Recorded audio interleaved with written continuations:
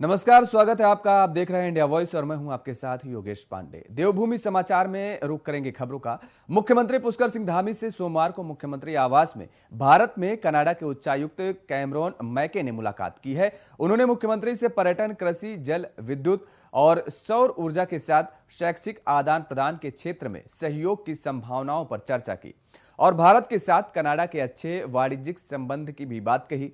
मुख्यमंत्री ने कहा कि उत्तराखंड में उद्योगों के लिए देवभूमि के अनुरूप सुरक्षित व शांत माहौल है। श्रमिकों एवं उद्यमियों के संबंध भी बेहतर हैं। कानून व्यवस्था की कोई समस्या नहीं है। ईज ऑफ डूइंग बिजनेस की प्रभावी व्यवस्था बनी है। राज्य में प्रधानमंत्री नरेंद्र मोदी के मार्गदर्शन में कृषि, बागवानी, रोड, एयर एवं रेल कनेक्टिविटी, टूरिज्म आदि के क्षेत्र में बेहतर ढंग से कार्य किया जा रहा है।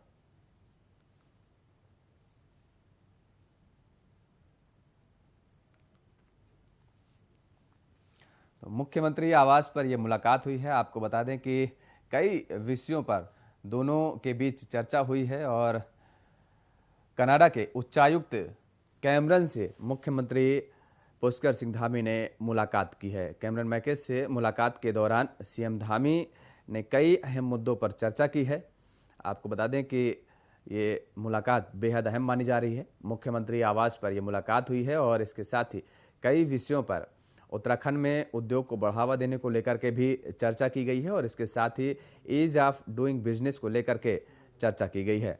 कैमरन मैके की यह मुलाकात बेहद अहम मानी जा रही है मुख्यमंत्री पुष्कर सिंह धामी के साथ और मुख्यमंत्री आवास पर यह मुलाकात हुई है।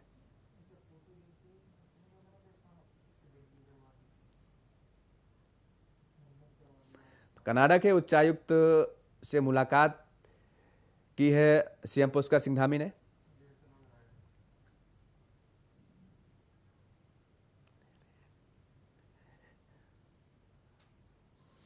तो कनाडा के उच्चायुक्त से मुलाकात की है पुष्कर सिंह धामी ने और यह मुलाकात बेहद अहम मानी जा रही है।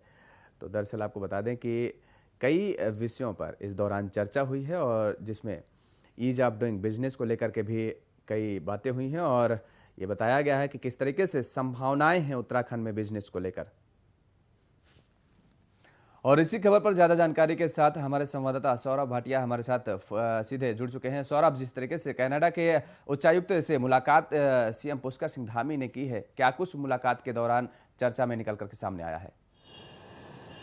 बिल्कुल, देखिए जिस तरीके से उत्तराखंड में व्यापार को लेकर पहले से ही मुख्यमंत्री संजीदा दिखाई दे रहे हैं। लगातार जो है बाहर से आने वाले जो व्यापारी हैं, जो बड़े उद्योग हैं, घराने, उन लोगों को पहले से ही मुख्यमंत्री का न्योता है कि वो जो उत्तराखंड में अपनी इंडस्ट्री लगाएं, जिससे राज्य के लोगों को रोजगार भी मिल सके और उत्तराखंड को एक व्यापार के दृष्टिकोण से अलग पहचान मिल सके। कनाडा के उच्चायुक्त के द्वारा जब मुलाकात की गई तो उनको मुख्यमंत्री ने तमाम ऐसे प्रपोजल भी दिखाए जिससे जो ये कहा जा सके कि कनाडा जैसे देश अगर जो है उत्तराखंड में अपना इन्वेस्ट करता है तो जाहिर सी बात है कि किस तरीके से डेवलपमेंट जो है उत्तराखंड का और बेहतर हो सकेगा। पर्यटन के क्षेत्र की बात की जाए, क्योंकि अपार संभावना है पर्यटन को लेकर।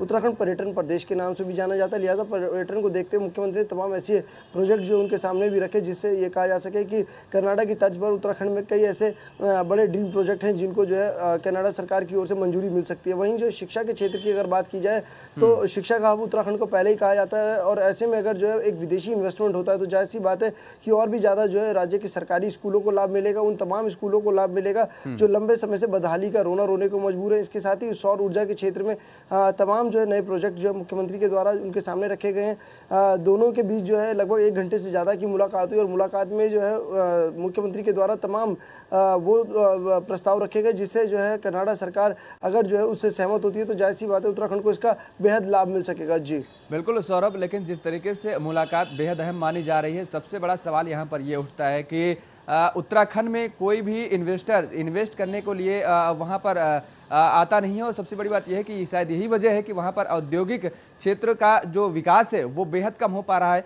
सबसे बड़ी वजह क्या मानी जा रही है इसमें? देखिए, सबसे महत्वपूर्ण वजह है मुख्यमंत्रियों का बदलना। जब जो इन्वेस्टर समिट हुआ था तो सबने देखा था कि कई लाख करोड़ का इन्वेस्टमेंट उत्तराखंड में किए जाने का दावा हुआ था पूर्व मुख्यमंत्री त्रिवेंद्र सिंह रावत की सरकार के दौरान। अब एक बार फिर जो है मुख्यमंत्री पुष्कर सिंह धामी ने ये बीड़ा उठाया और उन्होंने तमाम उद्योगों से ये अपील की है कि वह उत्तराखंड में आए, चाहे वो फिल्म जगत के उद्योग हों या फिर जो है ऊर्जा से संबंधित हों, शिक्षा को लेकर जो बड़े स्कूली घराने हैं उन लोगों से हो या फिर जो है पर्यटन के क्षेत्र में। तमाम जो है लोगों से मुख्यमंत्री लगातार जो अपील कर रहे हैं कि उत्तराखंड में आए और इन्वेस्ट करें, जिससे उत्तराखंड को भी लाभ मिले और उन लोगों को भी वहाँ का बिजनेस जो है सेटअप करने का मौका मिल सके। लेकिन हाँ, इसके लिए ये बेहद ज़रूरी होगा कि अधिकारियों की इच्छा शक्ति, जब अधिकारियों की इच्छा शक्ति होगी तभी जो है तमाम योजनाएं जो है धरातल पर उतरती है। क्योंकि शासन में अमूमन देखने को आता है कि लैंड यूज चेंज नहीं होते, तमाम जो भूमि आवंटन के काम होते हैं वो समय से नहीं हो पाते, जिसके चलते इंडस्ट्री यहाँ पे लगी नहीं पाती है। उस समय की अगर बात की जाए, जब पूर्व मुख्यमंत्री त्रिवेंद्र सिंह रावत ने 1 लाख करोड़ से ज़्यादा का इन्वेस्ट करने की बात कही थी, उस समय भी यही हालात सामने आए थे। महज जो है 2 से 3 फैक्ट्रियाँ ही आज तक उनके टाइम की लगी हैं, उसके अलावा कोई ऐसी फैक्ट्री नहीं है जिसका दावा किया गया था कि वो लग जाएंगी। अब ऐसे में देखना दिलचस्प होगा कि मुख्यमंत्री पुष्कर सिंह धामी ने जो दावा किया है, जो बातचीत की है, वो कितनी जो है सिरे चढ़ती है, ये अपने आप में देखने वाली बात होगी। बिल्कुल, और ये मुलाकात कितनी कारगर साबित होती है। चलिए, आप हमारे साथ बने रहिए सौरभ, और रुक करेंगे इस वक्त देहरादून का, जहां से बड़ी खबर आ रही है। यूपीसीएल के बिजली दरों में बढ़ोतरी के प्रस्ताव का विरोध सामने आया है। अब नियामक आयोग तय करेगा कि याचिका स्वीकार होगी या रद्द की जाएगी। 1 अप्रैल से लागू की गई दरों पर पुनर्विचार करने की मांग बढ़ी है। तो ये बड़ी खबर आपको बता दें कि यूपीसीएल की बिजली दरों ने बढ़ोतरी के प्रस्ताव का विरोध किया है, और अब नियामक आयोग तय करेगा कि याचिका को स्वीकार किया जाए या फिर रद्द किया जाए। बढ़े हुए दामों को लेकर के ये विरोध किया गया है। 1 अप्रैल से लागू की गई दरों पर पुनर्विचार करने की मांग की गई है।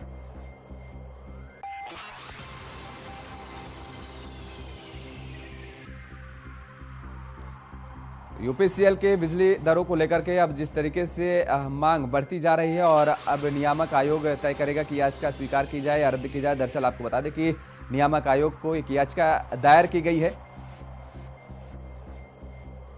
और इसी खबर पर ज्यादा जानकारी के साथ सौरभ हमारे साथ फोन लाइन सीधे जुड़े हुए हैं। सौरभ, जिस तरीके से अब बिजली की बढ़ी हुई दरों को लेकर के ये मांग की जा रही है और लगातार अब एक बार फिर से स्वर उठने लगे हैं उत्तराखंड में, खबर पर क्या कुछ पूरी जानकारी है?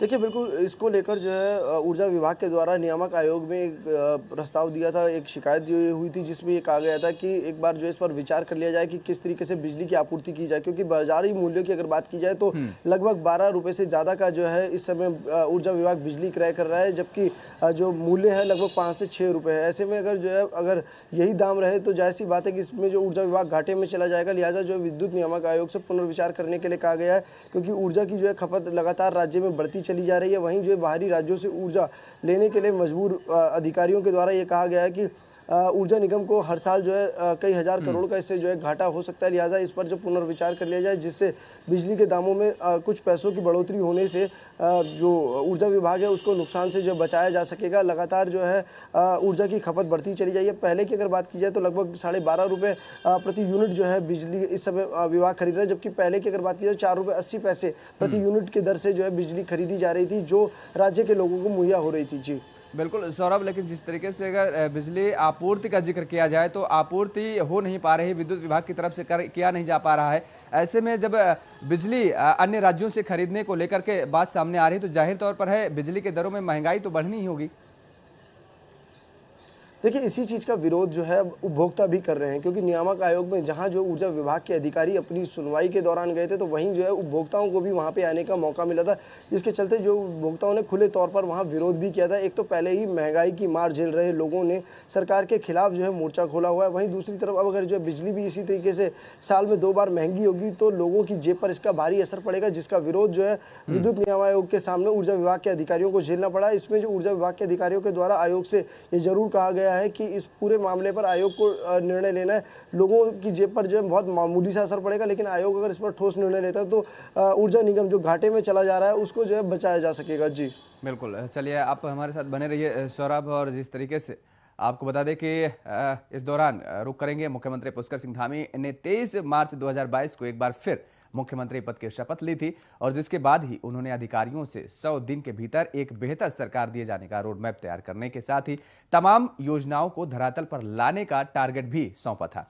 और जिससे 100 दिनों में सरकार लोगों तक एक अपनी बेहतर छाप छोड़ सके। भाजपा के नेता सरकार के 100 दिन पूरे होने तक तमाम विभागों की कई बड़ी योजनाएं धरातल पर दिखाने का दावा कर रहे हैं, और भाजपा के प्रदेश अध्यक्ष ने तो यह तय कह दिया है कि विधानसभा सत्र के दौरान सरकार का रोड मैप साफ दिखाई दे जाएगा।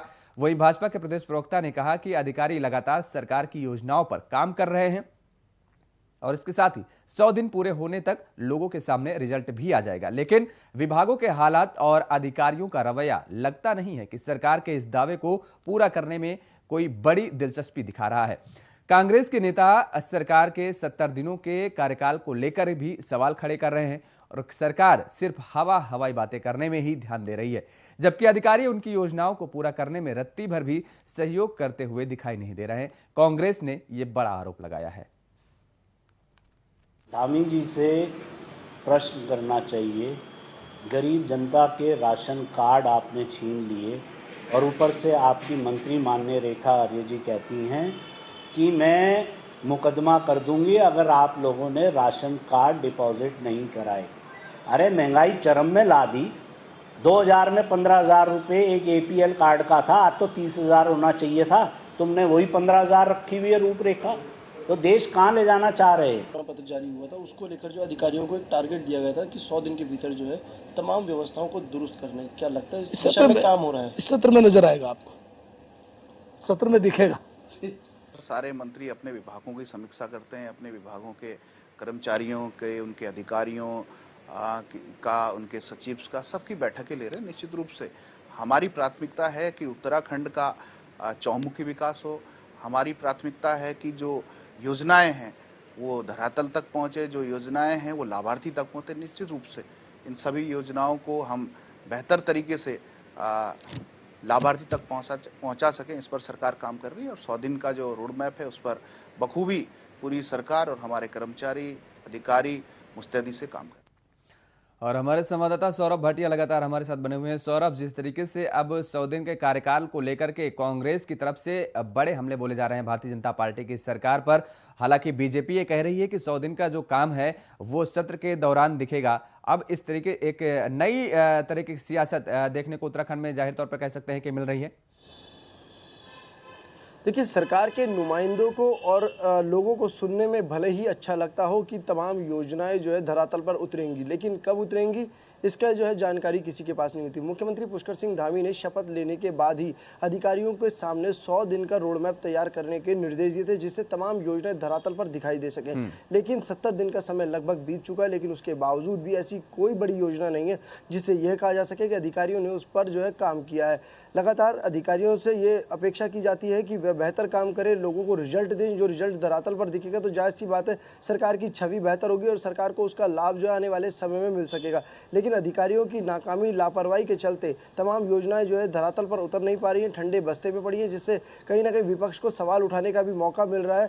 भाजपा के नेता भले ही लाख दावे करने की 100 दिन में तमाम योजनाएं धरातल पर दिखाई देंगी, 70 दिन में जब जो है किसी योजना पे काम नहीं हुआ तो 100 दिन में वो पूरी कैसे होंगी, ये अपने आप में बड़ा सवाल है। जी सौरभ, लेकिन सवाल यहाँ पर यह भी उठता है कि सीएम पुष्कर सिंह धामी ने जैसे ही दूसरी बार कुर्सी संभाली उसके बाद अधिकारियों को उन्होंने सख्त निर्देश दिए थे कि आम जनता के वो फोन उठाएं और इसके साथ ही साथ टाइमिंग फिक्स कर दी गई कि जो भी जिसका समय है कार्यालय में पहुंचने का वो समय से अधिकारी कार्यालय पहुंचे, अपने दफ्तर पहुंचे। और ऐसे में जाहिर तौर पर कहीं ना कहीं मुख्यमंत्री की जो मंशा है वो विकास को लेकर के साफ तौर पर नजर आ रही है। तो अधिकारी क्या वास्तव में अभी भी वो ढुलमुल रवैया अपनाए हुए हैं और मुख्यमंत्री के आदेशों का पालन नहीं कर रहे हैं क्या? देखिए, वही हालात डाक के 3 पाती हैं। पहले भी जो अधिकारी फ़ोन उठाने से बचते थे और अभी भी हालात कमोवेश वही से ही दिखाई दे रहे हैं। ये रही बात फ़ोन उठाने को लेकर। वहीं दूसरी तरफ अधिकारियों को मिलने का समय निर्धारित किया गया था कि प्रत्येक सोमवार को अधिकारी जो है नो मीटिंग डे होगा और उस दिन अधिकारी जो है पब्लिक से मिलेंगे। लेकिन अधिकारी पब्लिक से मिलना तो दूर, पत्रकारों तक से नहीं मिलते। लिहाजा ऐसे में देखना दिलचस्प है कि आखिरकार जब मुख्यमंत्री आदेश देते हैं तो किस गहराई के साथ, कितनी जो है गंभीरता के साथ उसका पालन होता है, ये खुद मुख्यमंत्री को समीक्षा करनी चाहिए। हालांकि जो है लगातार अधिकारी ये दावा करते हैं कि मुलाकातें होती हैं, लेकिन मुलाकातें किन लोगों से होती हैं इसकी जानकारी उनके पास तक नहीं होती है। सचिवालय में बाहर के आने वाले व्यक्ति की जो है एंट्री तक नहीं होती है। सोमवार को नो मीटिंग डे घोषित करते हुए तमाम अधिकारियों को मुख्यमंत्री ने निर्देश दिए थे कि तमाम अधिकारी जो है लोगों से मिले, उनकी जो है परेशानियों को जाने, रूबरू हो कि आखिरकार जो है धरातल पर किस तरीके की समस्याओं का लोगों को सामना करना पड़ता है। अगर उन लोगों की समस्या पता होगी तो जाहिर सी बात है कि तभी तमाम योजना धरातल पर दिखाई भी देंगी और योजनाएं बनेंगी भी। लेकिन अधिकारियों का ढुलमुल रवैया आज भी सरकार के ऊपर पलीता लगाने का काम कर रहा है। जी बिल्कुल, चलिए बहुत बहुत शुक्रिया तमाम सारी जानकारी देने के लिए। सौरभ भाटिया हमारे साथ जुड़े हुए थे और रुक करेंगे अब हरिद्वार का, जहां पर हाल ही में OTT प्लेटफॉर्म पर रिलीज हुई आश्रम वेब सीरीज में दिखाए गए दृश्यों पर संतों ने आपत्ति जताई है और ऐसी फिल्मों के जरिए हिंदू धर्म को बदनाम करने की साजिश बताई गई है। साधु संतों ने केंद्र सरकार से साधु संतों पर बनने वाली वेब सीरीज पर प्रतिबंध लगाने की मांग की गई है और हरिद्वार के निरंजनी अखाड़े पहुंची केंद्रीय राज्य मंत्री साध्वी निरंजन ज्योति ने कहा कि साधु संतों पर वेब सीरीज बनना अच्छा नहीं है। साधु संत समाज को रास्ता दिखाते हैं। फिल्मों के जरिए साधु संतों की छवि खराब करना ठीक नहीं है। वहीं अखाड़ा परिषद के अध्यक्ष और निरंजनी अखाड़े के सचिव महंत रविंद्र पुरी ने कहा है कि हिंदू धर्म के प्रति गलत मानसिकता रखने वाले हिंदू धर्म के ही कुछ लोग ऐसा करते हैं और इसलिए ऐसी वेब सीरीज पर रोक लगनी चाहिए।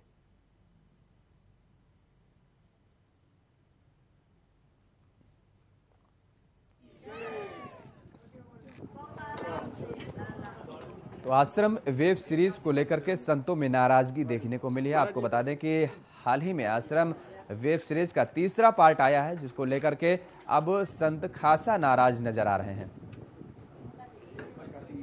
मैं इसको अच्छा नहीं मानती हूँ, क्योंकि संतों का आदर्श ही समाज के लिए पाथेय होता है। फिल्म के द्वारा पाथेय नहीं दे सकते, क्योंकि देखने वाले का नजरिया गलत हो सकता है। देखने वाला उसी में अच्छाई भी निकालेगा और उसी में बुराई भी निकालेगा। तो मुझे लग रहा है जो सामने उपदेश दिया जाता हो अच्छा होता है। देखिए, आपने देखा होगा जो टी सीरीज आदि जितनी भी फिल्में बनी है, आश्रम बनी है, ये हमारे हिंदू भाइयों ने ही बनाई है। जो हमारी जो हिंदू धर्म के लिए जिनकी मानसिकता अच्छी नहीं है, तो ये तो चलता आया है। हिंदू धर्म को बदनाम करने के लिए हमारे हिंदू समाज के भी लोग इसमें शामिल है। तो बाकी ये चीज़ें बैन होनी चाहिए, हमारी ये अपील है, सरकार से अपील है। और इसी खबर पर ज्यादा जानकारी के साथ हमारे संवाददाता विकास चौहान हमारे साथ फोन लाइन पर जुड़ चुके हैं। विकास, जिस तरीके से अब आश्रम वेब सीरीज को लेकर के ये बड़ी मांग की जा रही है, हालांकि वेब सीरीज तो रिलीज हो चुकी है, ऐसे में संतों की तरफ से क्या कुछ मांग की जा रही है? देखिए, वेब सीरीज जिस तरह से आ रही हैं और खासकर जिस तरह से आश्रम लगातार तीसरा ये सीजन है, 3 सीजन इसके बन चुके हैं, लगातार संतों का इस पर खासा विरोध रहा है।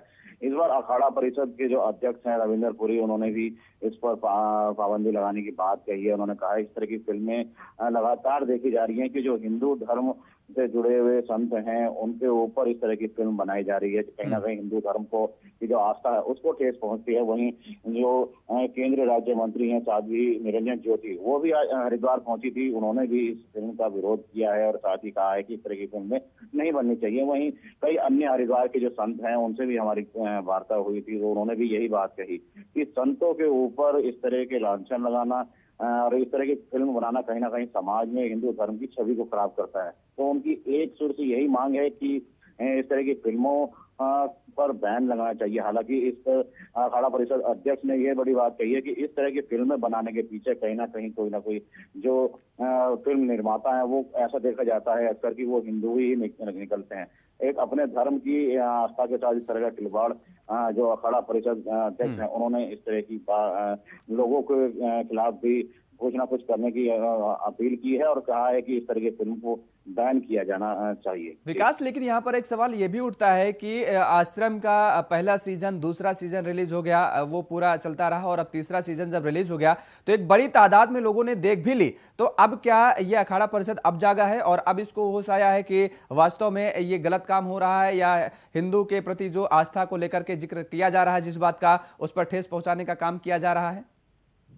देखिए, जिस तरह से अगर पहले के सीजन की बात करें आश्रम की, उस समय को जो हरिद्वार की अगर हम बात करें तो कहीं ना कहीं यहाँ पर कुंभ का जो समय चल रहा था, उस समय भी हमने जो संतों के साथ वार्ता की थी तो उनका उस समय भी इस तरह की फिल्मों का विरोध रहा। लेकिन इस तरह की फिल्में क्योंकि OTT पर चलती हैं, कहीं ना कहीं जो लोग हैं वो ऑनलाइन इनको देखा करते हैं। कहीं फिल्म अगर हम बात करें, जो फिल्म निर्माता है वो इस तरह की फिल्मों को अब केवल वेब सीरीज बनाकर ऑनलाइन ही दिखाते हैं, ताकि इन फिल्मों को एक तरह से कह लीजिए कि आप फिल्म जो इंडस्ट्री है उससे पास कराने की भी आवश्यकता नहीं होती है। उसमें जो सरकार के नॉर्म्स हैं वो भी यहाँ पर पूरे नहीं करने की आवश्यकता पड़ती। तो कहीं ना कहीं जो पाबंदियां हैं इनके ऊपर भी संतों की मांग है कि इस जो वेब सीरीज जो बन रही हैं इन पे भी सरकार नियंत्रण रखे और क्या इनमें बन रहा है, किस तरह की प्रस्तुतिकरण यहाँ इसमें किया जा रहा है, उसके ऊपर भी सरकार की